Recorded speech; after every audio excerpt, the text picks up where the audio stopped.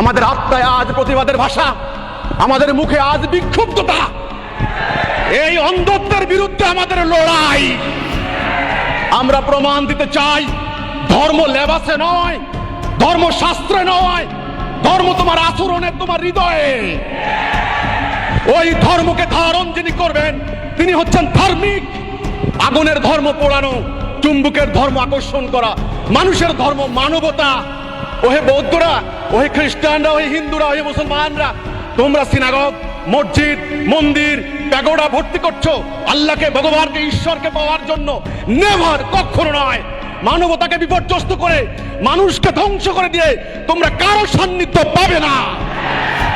কাজেই প্রকৃত পক্ষে একজন দেশপ্রেমিক হিসেবে, একজন বিশ্বাসী হিসেবে আমি আপনাদেরকে আহ্বান জানাচ্ছি, আপনারা আমাদেরকে আশীর্বাদ করুন। আল্লাহ হাফেজ। সালামু আলাইকুম ওয়া রাহমাতুল্লাহি ওয়া বারাকাতুহু।